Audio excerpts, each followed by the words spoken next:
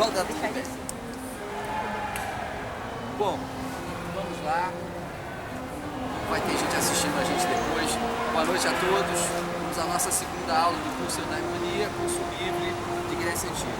A gente vai começar hoje com o começo de tudo, que na Grécia era sempre Homero. A gente vai começar que nem as crianças gregas. As crianças gregas aprendiam a ler com Homero, elas aprendiam a escrever com Homero, elas aprendiam acerca dos deuses com Homero, elas aprendiam a se comportar com Homero, elas aprendiam as tradições gregas com Homero. Homero era o pão nosso de cada dia da educação. Tá? E isso por um motivo muito simples, porque na verdade a poesia homérica, é muito interessante que a gente esteja dando essa segunda aula na praça, os deuses assim o exigiram e eu, fiel servidor dos deuses, aceitei, porque a poesia homérica ela não era poesia. A gente fala poesia homérica, mas na verdade era música. Homero cantava, ele cantava acompanhado, né, de um instrumento, ele compunha diante de um público, nas praças, nas feiras, eventualmente nos palácios, se ele fosse convidado, e aí o cachê era melhor, mas a animação não era tão grande. E ele compunha acerca da Guerra de Troia. É muito importante a gente saber o seguinte, que ele não contava a Guerra de Troia, por um motivo óbvio, porque todos os gregos mamavam, né, a Guerra de Troia assim que nasciam. Eles mamavam essas histórias dos heróis e sabiam todas elas de cor. Então o que Homero podia fazer? O que a tragédia podia fazer? Ela podia recortar um trecho dessa história da Guerra de Troia, né, e elaborar uma composição sobre esse trecho para salientar determinadas ideias. Deixa isso aí em suspenso que a gente vai voltar a isso. A gente tem que voltar, portanto, à aula passada é a Guerra de Troia. Não sei se vocês se lembram do motivo da guerra. Foi o casamento do rei Peleu com a ninfa Tétis, em que foram chamados todos os deuses, menos as Eríneas, as divindades da vingança, sedentas de sangue. Elas mandaram então aquela maçã dourada para a mais bela das deusas, o coro comeu no Olimpo, Zeus terceirizou para Paris, né, a escolha. Paris recebeu duas propostas de suborno, uma de Hera, outra de Palas Atena, mas acabou ficando com a proposta de Afrodite, que era o amor da mais bela das mortais, que vinha a ser uma mulher casada, Helena, e que era chave de cadeia, porque ela era casada com Menelau de Esparta, rei de Esparta, que simplesmente era irmão do rei mais poderoso da Grécia de então, né, que era Agamemnon. Assim conta a mitologia. Posso fazer uma pergunta pertinente? Pode. Essa mitologia, claro que é baseada numa história real. Assim, os deuses, os reis estavam brigando, sem Deus no meio. Tá. Não, o que acontece é o seguinte, essa é toda uma coisa que a gente vai discutir mais à frente, mas que vale realmente a pena a gente já adiantar. Hoje, se a gente compara o que nós temos da poesia homérica, que só foi colocada por escrito 2 séculos depois, ela era poesia oral, de um mundo que não havia descoberto a escrita ainda, em que esses versos eram decorados, eram memorizados. Eles foram colocados por escrito por uma necessidade da polis, da cidade, que queria usar aquilo como instrumento de educação. Uma recontagem. Mas, de início, inclusive a divisão que a gente tem da Ilíada e da Odisseia em 24 cantos é uma coisa posterior. O poeta cantava aquilo durante horas. Aí vocês vão dizer, é impossível que alguém cante um poema do tamanho da Ilíada, que é a maior dos 2 poemas, Ilíada e Odisseia, né, que tem quase 16 mil versos. Tudo bem, mas o Mahabharata hindu tem 100 mil versos. Tudo bem que é o maior épico que existe, mas a Ilíada tem quase 16, são 15.584, sei lá, um negócio desse que eu não dou aula disso há 15 anos, então eu vou perdoar algumas imperfeições, depois a gente pode dar um número exato para quem for perfeccionista, né? Mas, e como é que a gente sabe que é possível? Na década de 30 do século passado, ou seja, do século 20, se tentou responder essa questão, como é que os poemas homéricos foram elaborados? Se eles foram elaborados por escrito já, com a ajuda da escrita, ou se eles foram realmente elaborados oralmente. E aí foram para uma região, né, montanhosa, uma região da antiga Iugoslávia, descobrindo que lá havia aedos, contadores de história que compunham histórias, só que não eram acerca da mitologia grega, era acerca de uma batalha que tinha acontecido há 300 anos atrás, né? E eles eram capazes de, durante 2 semanas, compor oralmente, eram homens analfabetos, uma história da mesma maneira que Homero compôs a Ilíada e a Odisseia. Então ficou provado que a memória humana tem essa capacidade. Agora, como é que Homero conseguiu compor? Ele conseguiu compor porque havia fórmulas, havia versos prontos para determinados deuses, para determinados heróis, e que a gente vai trabalhar mais para frente. Com a ajuda dessas fórmulas, é como se ele tivesse tijolos que ele ia colocando. Como havia também uma métrica muito exata, que era a métrica do hexâmetro, tá? Que obrigava ele a encaixar esses tijolos de determinada maneira, tudo isso criava um mecanismo mnemônico perfeito para ele lembrar das suas composições. Como ainda hoje é muito mais fácil a gente lembrar da letra de uma música do que a gente lembrar de um poema, por exemplo, que não tenha métrica, que não tenha um ritmo, que não tenha uma rima. A rima sempre ajuda, porque ela diminui as possibilidades, né? Pão pode rimar com uma porção de coisa, mas não vai rimar com vento, né? Então já diminui as possibilidades e auxilia a nossa memória, porque há uma convergência. Mas voltando para Homero. Homero, portanto, ele era um cantor, antes de ser um poeta. Ele cantava diante de um público, né?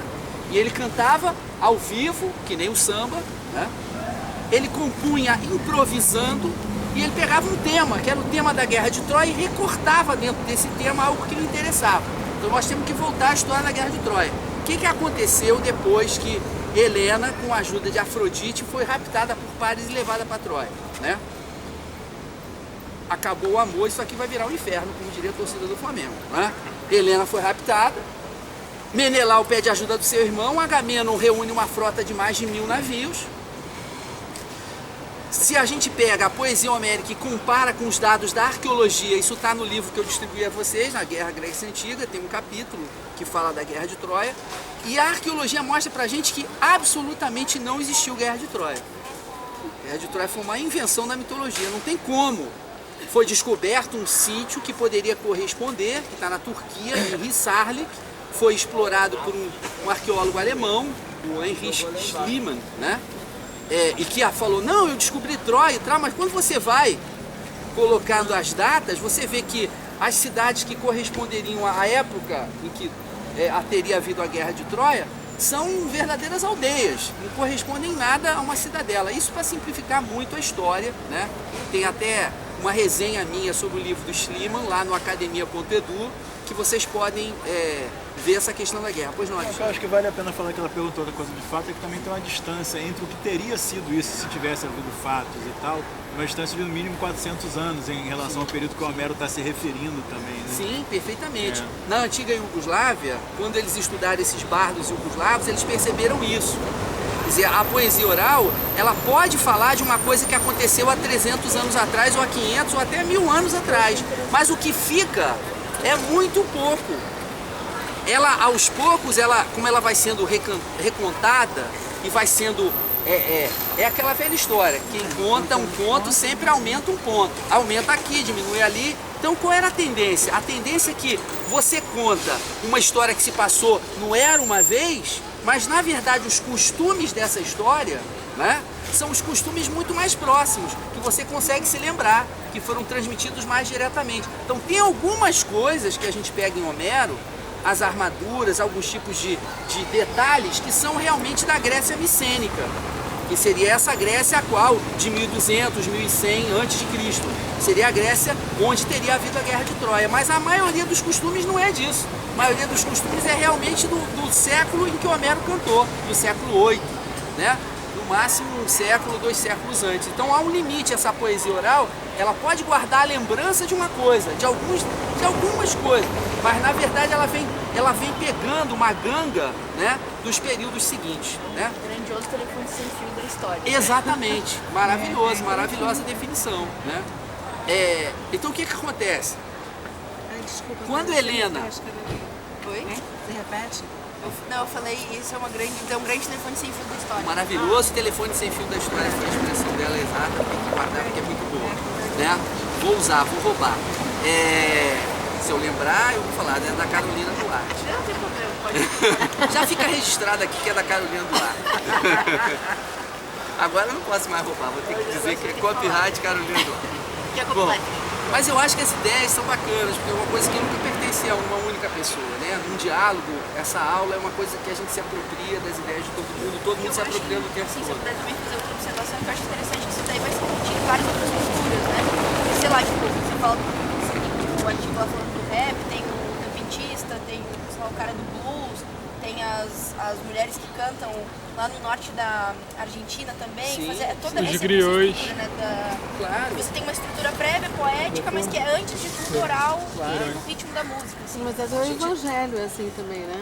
Na verdade.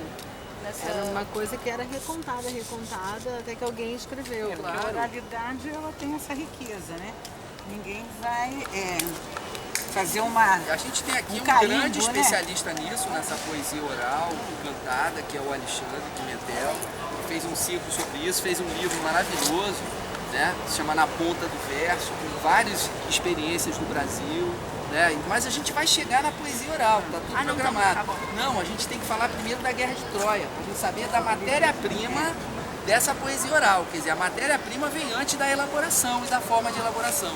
Então, quando Helena é raptada e Agamenon reúne esse exército, né? E aí não são mais de 1000 navios à toa, uma característica dessa poesia oral, né? E que a gente entende ouvindo um jogo de futebol pelo rádio, né? Jogada embrasada do Mengão pela direita, tompou o Guerreiro, atenção, o Mengão avançando, patrocínio Brahma Chopp, quer dizer, aquele exagero todo, né, dado uma transmissão radiofônica, ele é homérico. A poesia homérica ela é marcada pelo exagero e ela é marcada também por uma característica dessa transmissão de rádio, que é a seguinte: o cara está ouvindo rádio porque ele não está vendo o jogo, mas a Rádio Globo fala, você vê o jogo ouvindo a Rádio Globo. Então você via os heróis, você via os deuses, você via a Guerra de Troia ouvindo, não a Rádio Globo, mas ouvindo Homero. Homero tinha a função do rapper, do cinema, do jornal, do livro de história. Tudo isso numa só pessoa, o seu instrumento e a sua voz. Ele era rapper porque ele era ritmo e poesia. Ele era livro de história porque ele contava exatamente a história e a tradição grega que tinha vindo antes para explicar por que os gregos estavam naquele momento. Né? Ele era jornal porque ele dava as notícias. Né? E ele era cinema porque ele tinha que fazer as pessoas imaginarem. Homero era cultura popular. Como Grécia Antiga foi apropriado pela academia, que eu tenho uma frase, essa é minha, Carolina, essa eu vou registrar que é minha, que é a seguinte, só é possível colocar uma borboleta numa caixa matando ela antes. A borboleta é a vida, colorida, voa, efêmera, o vento a afeta, ela pode morrer, ela vai morrer, mas ela existe enquanto vida. E a academia é aquela que vai lá, pega a borboleta, mata a borboleta, bota um alfinete, classifica a borboleta, bota a borboleta dentro da caixinha. Então uma coisa triste é que Homero tem que ser cantado pelos rappers. Porque Homero é um rapper, ele era ritmo e poesia. Era disso que Homero dispunha. Era o ritmo, era a música e a poesia. Com isso ele recriava o mundo, ele recriava os deuses, o Olimpo, as tramas, os amores, as guerras, os ódios, os desejos humanos. Ele recriava todo o nosso teatro humano com o teatro do Olimpo ali de lambuja ainda por cima, para a gente espelhar essa diferença e nessa diferença perceber a nossa especificidade. Mas temos que falar novamente da Guerra de Troia, voltando. Agamenon, então essa expedição de mais de 1000 navios é porque na época era impossível alguém reunir 1000 navios. 1000 navios era como se a gente dissesse hoje, é 1 bilhão de navios, porque a gente obviamente vive numa outra escala. Era um exagero de Homero, para as pessoas se sentirem tocadas, emocionadas. Ele exagera muitas vezes ao longo dos poemas. Bom, o que acontece? essa expedição vai para Troia, era uma expedição absolutamente invencível, certo? Não tinha como resistir a essa expedição. Eles cercam Troia, Troia tinha muralhas perfeitas, os troianos estavam muito bem estabelecidos, né? Mas a tendência era os gregos ganharem a guerra, depois de alguns anos. Só que aí entra o gênio de Homero. Um poeta menor, o que ele teria feito? Um poeta menor, ele teria contado a história da vitória grega. E o que é interessante, nem na Ilíada, nem na Odisseia, a Odisseia tem flashbacks, né? Em que se conta a história da Guerra de Troia. Mas nem na Ilíada, nem na Odisseia, se você somar, dá 28 mil versos aproximadamente. Num desses versos conta a queda de Troia. Ele não quis celebrar a vitória dos gregos sobre Troia. Ele não quis celebrar o saque. Ele não quis celebrar a pilhagem. Ele não quis celebrar a escravização das mulheres e das crianças. Então o que será que Homero quis celebrar? A gente vai ver nessas aulas. Começa com o recorte que ele faz. Que recorte que ele faz? Ao invés de fazer o recorte da vitória grega, ele faz o recorte do grande problema que surge no exército grego, que é o início do canto 1. Ele começa aquilo que os antigos chamavam, né, no latim, in media res, quer dizer, ao invés dele começar do começo, de casamento de Peleu e Tétis, nada disso. Ele começa no meio da guerra já, né, uma reunião dos gregos para resolver a peste que estava se abatendo sobre o exército grego, e ele representa essa peste com Apolo, enviando lanças, flechas e matando os gregos um após outro, de doença, e os gregos se reúnem para saber por que eles estão morrendo daquela maneira, né? Eles estão morrendo daquela maneira por causa do principal crime com os gregos, que é praticado cotidianamente, né, na nossa civilização, sobretudo nas nossas academias, que é o crime da híbris, é o crime da soberba. Por que a soberba é tão criminosa, ela é tão doentia para os gregos? Porque a soberba, ela é a ignorância da nossa condição humana fundamental, da nossa fragilidade, do nosso reconhecimento que existem os deuses, mas nós não somos quase nada, somos parte de uma coisa muito maior, mas não somos quase nada. O homem que é arrogante, o homem que é soberbo, ele é um ignorante da sua própria condição, do básico da condição humana. Então, no início da Ilíada, o que Homero coloca? Ele coloca a soberba. E ele coloca a soberba de quem? Ele coloca a soberba do rei, do comandante. A soberba, quanto mais alto a gente sobe na escala política, na escala social, mais a soberba se torna um perigo, né? São os presidentes, são os deputados, são os governadores, são os professores titulares. A soberba comete eles que nem a peste acometia o exército grego. E a soberba de Agamemnon é que estava causando essa tragédia. Então ele começa no meio da guerra, quando os gregos que tinham tudo para ganhar a guerra estavam sendo punidos com a peste. E aí há que descobrir o porquê da peste. Ora, por que da peste? Muito simples. Agamemnon tinha se valido do direito dele de vencedor na guerra. Olha só, Homero canta a guerra, porque esse era um mundo em que a guerra era o cotidiano. Ele sabe que o seu ouvinte quer guerra, ele quer sangue, ele quer morte, ele quer vitória, ele quer duelo. Mas ele usa esse cantar da guerra para criticar a guerra. Porque ele coloca, logo no início do canto 1, olha a genialidade de Homero. Ele coloca em questão o principal direito que a guerra criava, que era o direito do mais forte. Tomei a tua cidade, te mato, roubo a tua mulher, escravizo o teu filho. Isso ninguém discutia na época. Isso era visto como um direito puro e simples. Venceu a guerra, você tem direito de fazer o que você quiser. E ele tinha aprisionado uma escrava.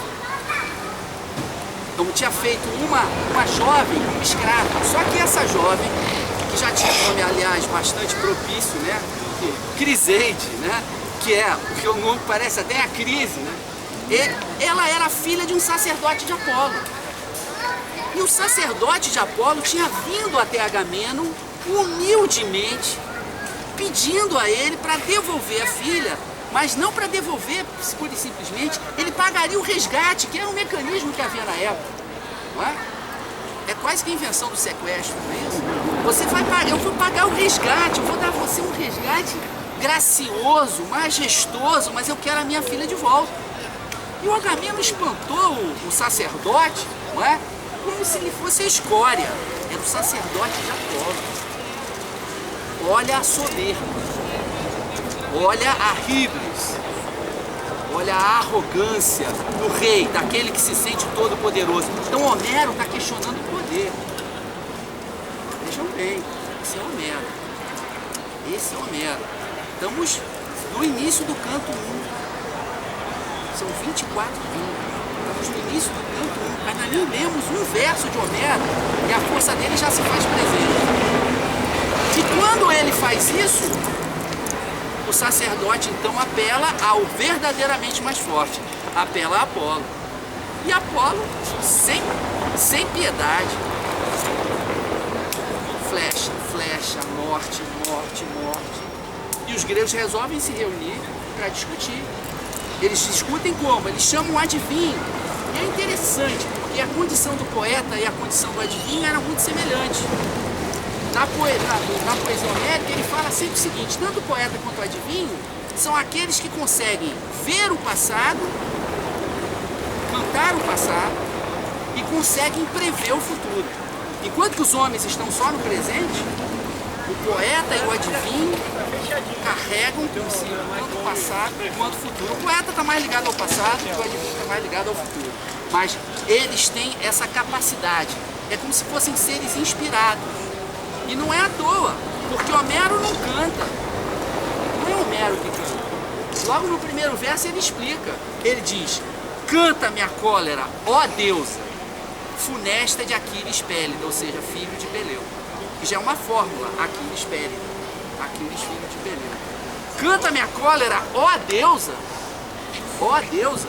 Ele diz o seguinte: quem está cantando não sou eu, Homero. Quem está cantando é a deusa. Eu sou o cavalo da deusa. Eu estou incorporando a deusa. A deusa vai cantar com a minha voz. A deusa vai tocar com a minha mão. Mas é a deusa que está cantando. É esse a garantia de qualidade e de veracidade de Homero.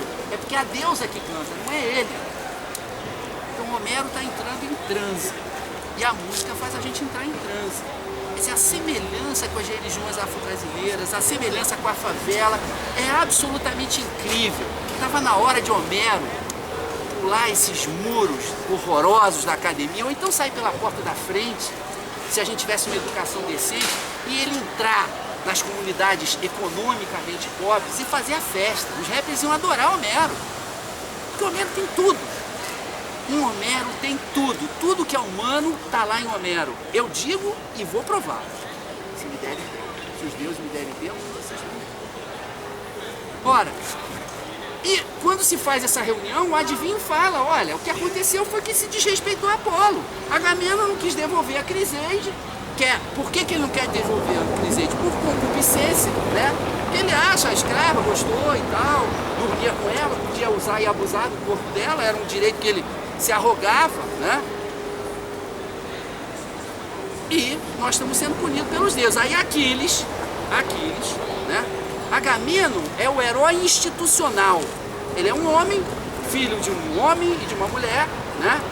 Ele é um rei todo-poderoso, mas ele não é um ser excepcional. É um ser humano normal. Já Aquiles não. Aquiles era filho de uma deusa, a gente viu, Tétis, e de um homem. E Aquiles poderia viver eternamente. Aquiles só iria morrer, porque ele não é um deus, mas também não é um homem. Ele tem uma condição liminar. Aquiles só iria morrer se ele fosse para Troia. E ele vai para Troia. Depois eu conto essa história de Aquiles, que é uma história, aliás, muito interessante, como Odisseus, como Ulisses.